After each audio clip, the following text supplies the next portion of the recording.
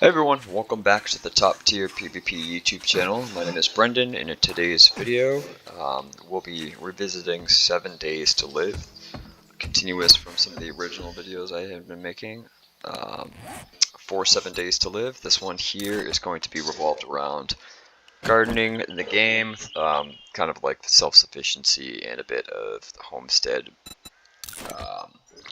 little tips and tricks that you can kind of implement to give yourself a bit of a defensive barricade at your particular household where you kind of, put your bedroll at. So again, if you haven't played 7 Days to Live, I'd highly recommend it. It is a great zombie survivalist game, post-apocalyptic game. It's about $4 on greenmangaming.com. No need to get it off of Steam platform. Just go ahead and go to greenmangaming.com. I'll put the link in the description below.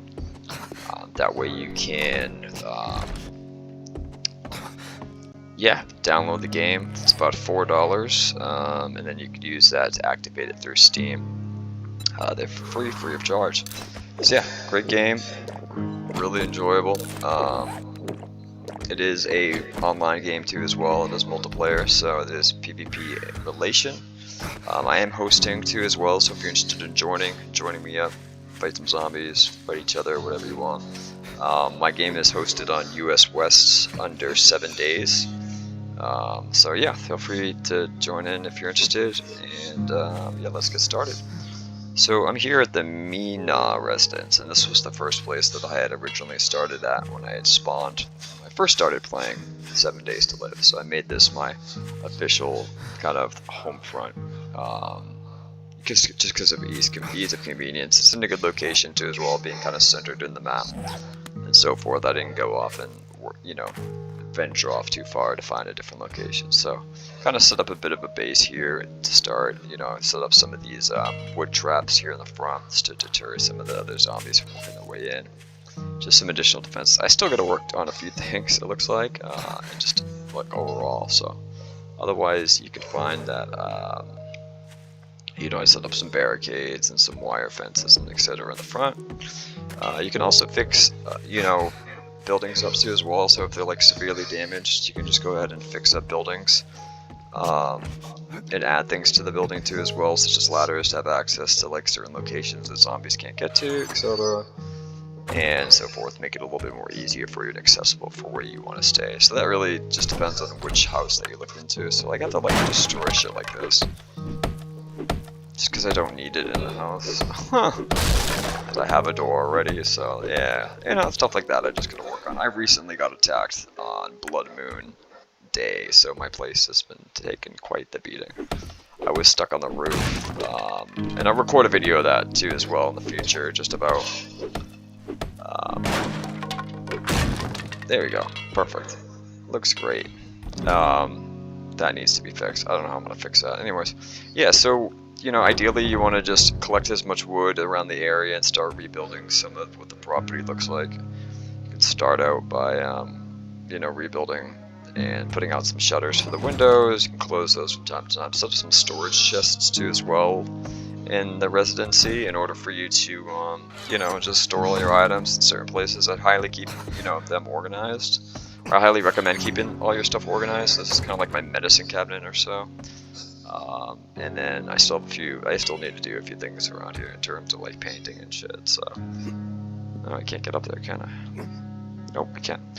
But yeah, storage chest, here's some more weapons and gear and stuff like that I set up in that particular storage unit. This one's gonna be more like, like the ore and crafting materials and so forth, resources, etc. So, and this is more like crafting material. Try to keep things relatively organized so I can better find them and keep them, easier to access and so forth. So, yeah, just set yourself up. You can also paint too as well. These are some of the paintings that came into the place. This is the Mina residence, which is located center map of this location. So, yeah, set up a campfire right here on the outside too as well. Again, just repair stuff if you notice that they're broken, because some of the buildings you'll come across are broken. That doesn't work. Yeah, check it out. I don't know if I can make anything at the moment. I'm gonna turn this thing on. Ooh, I got some stuff in there. Didn't realize. Nice. 50 seconds. Great. Let's make some coffee.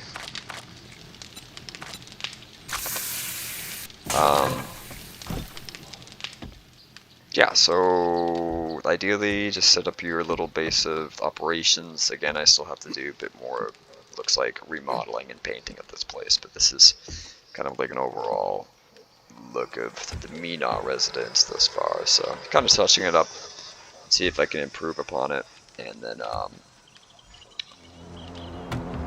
ooh, more coffee in there. In order to excuse the airplane. The Mina residence, this is where I'm here, so yeah, just fix up stuff in your place, some broken windows, broken doors, etc. Any, you know, tiles that are broken, etc. So double door is great. Yeah, anyways, just kind of tidy things up, and we're gonna work our way outside. I can show you how to kind of set up the little garden space. Invest in some lighting too as well on some of your properties. You want to collect animal fat, which you can make into candles, and you can just stack those candles up because it does get dark during the nighttime since there's no electricity in any of these buildings because of just power outages and so forth. So candles are your best bet to start out. Just have them kind of set up all over your interior, you know, so you can have some visibility in where you're going, etc. Yeah, so there's a campfire kind of set outside, have access to as well. I don't have to be out like kind of in the open to have access to that. So again, there's just my bedroll where I set that up too as well, so I can have access, and I can spawn there too as well. The bedroll is great for spawning and so forth. So work your way down. I'm gonna head outside. I can show you what's going on in a little garden space. I'll show you how to kind of create a garden. Oh, there's a trap there. Great. Set yourself up with a little garden space here on the outside. So to build these planter boxes to start, you're gonna have to put seeds into planter boxes. Apparently you can't put them in the ground and start like an in-ground garden. I've never had success with that, and I can figure out how to do it myself. So I don't think that's a possibility. So what you're gonna have to do is just make sure you're setting it up here in these planter boxes. Each seed, one seed per planter box. To make planter boxes, you'll need to look into your crafting menu. Go under, I believe it's building, yep, and go to farm plot block, and that is with wood, rotting flesh, nitrate powder, clay soil. So to get wood, you would generally just collect them from trees and other resources that have wood in the nearby location. You can collect them from housing, from boards, whatever, etc. Anything that just resembles wood or has like a background of wood. You can collect them actually from certain plants, like that one there. These little decayed wood piece plants, you can actually harvest them for wood. So collect as much wood. It's very easy to collect wood in this game, and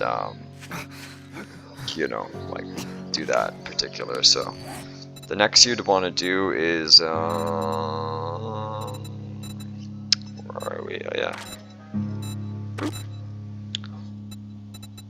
Okay. The next to get is rotting flesh, and rotting flesh can be a little bit more trickier to locate. Rotting flesh is located off of like dead animals.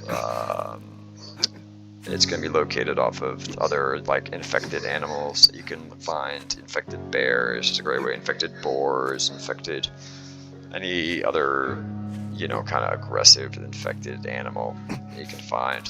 You generally find rotting flesh in kitchens as well, so you can find those primarily in residencies in 7 Days to Live.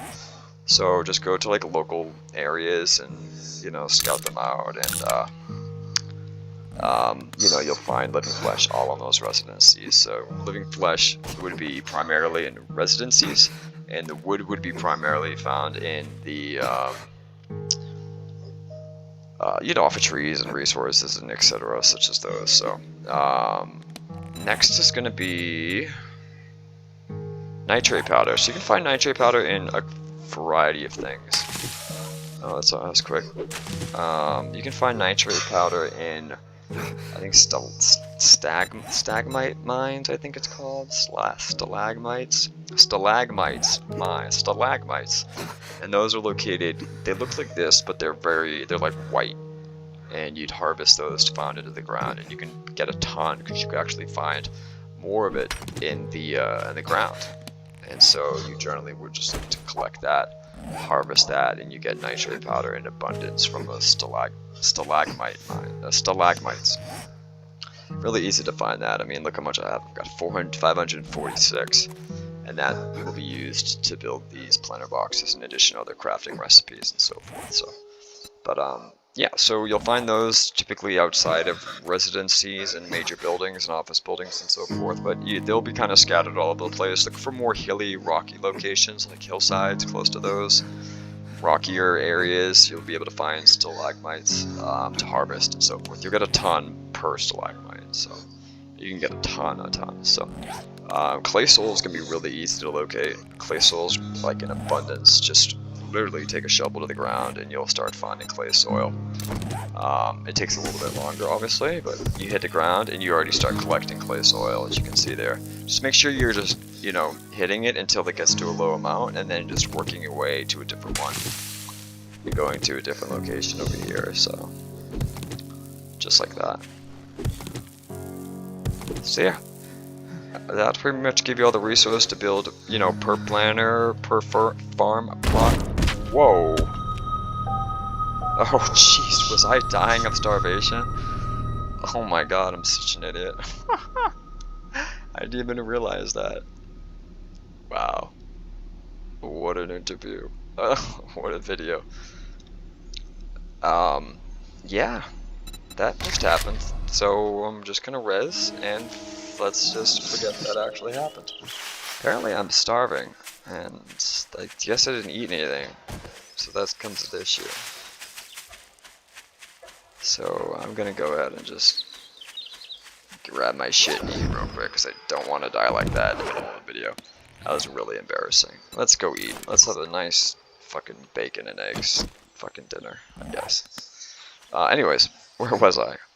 That'll create one farm block, like per amount that you have. So you'll need to get a ton of clay soil, a ton of nitrate, a good amount of rotting flesh, nitrate powder, and wood, if you want to create additional farm plot blocks. And you'll find yourself collecting that over the time when you do, go out and harvest stuff and take care of all that kind of jazz. So keep that in mind when you're out, is to collect those items and to preference those. You can find those, you can also find clay soil and all those other ingredients in like bags and blocks while you're in residency. So a lot of these farmhouses will have those for like supplies for agriculture.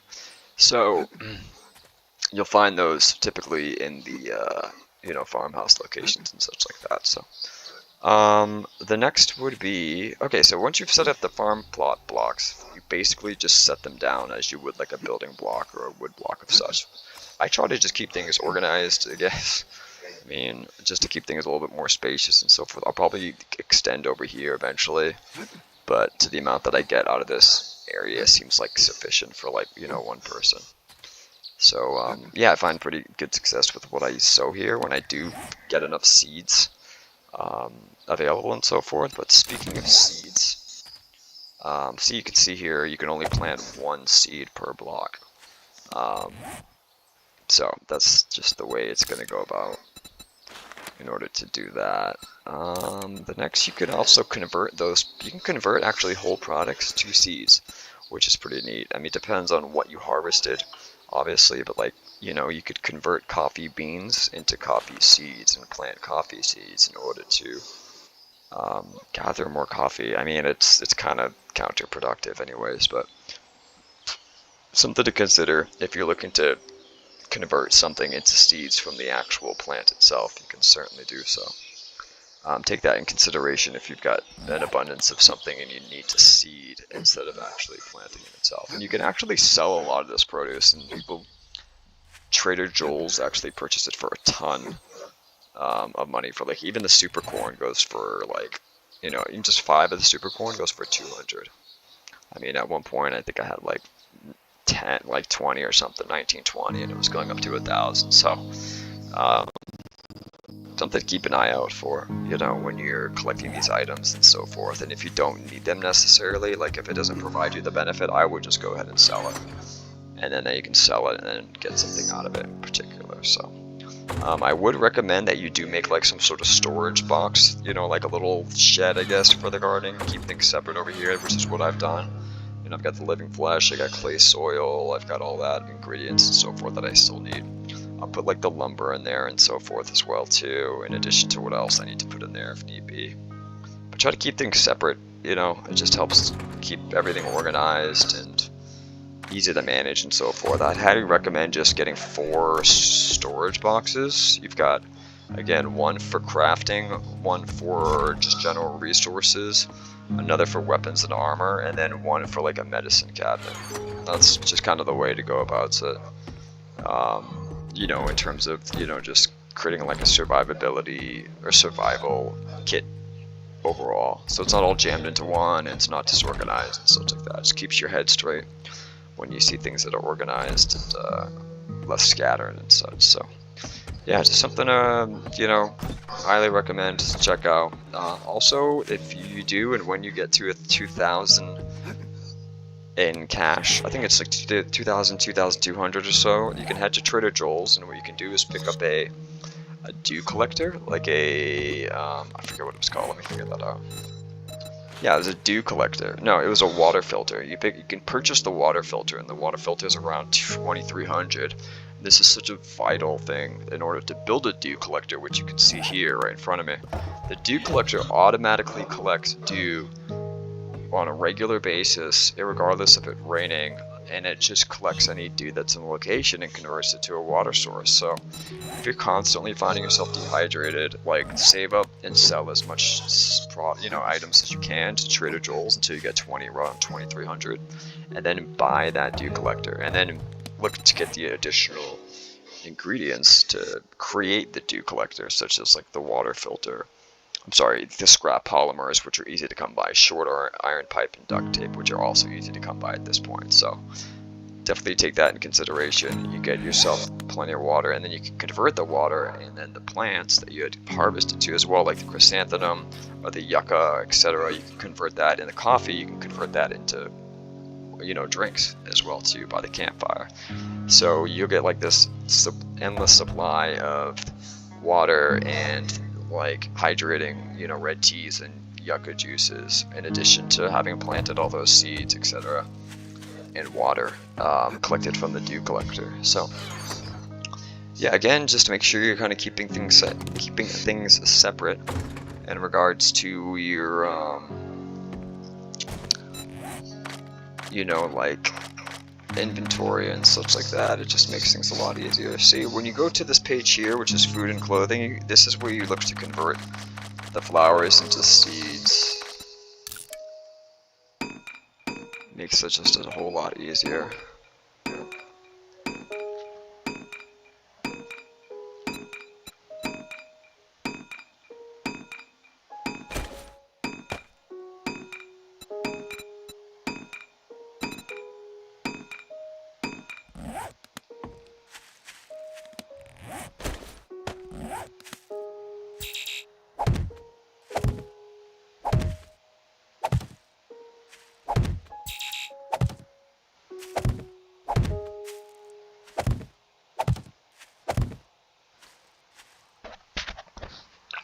Yeah, you want to just right click in order to go in order to just set up the plants and so forth. And I'll put some like ornamentals out here in the front, and then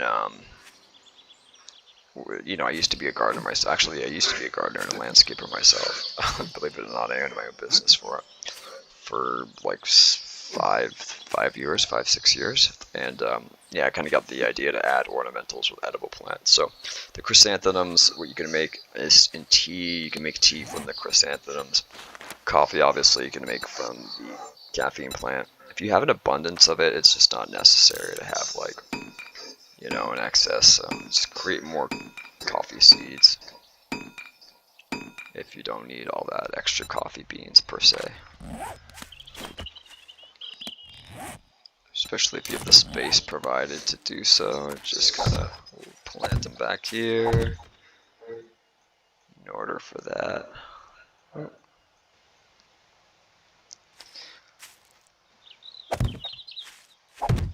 So yeah, if you have any questions about how to set up, it took me like a couple minutes to figure this out, but you can always just find a video on YouTube. You know, hopefully this kind of gave you some information of how to set up, you know, said garden via in-game for 7 days to live in order to become a bit more self-sufficient, both for, you know, like collecting rainwater and dew for that matter. If you get multiple of those too as well, it becomes just highly efficient. So I'm probably going to invest in 2 and put one on the other side there. And then maybe 2 over on the other side as well too, in order to just collect more water.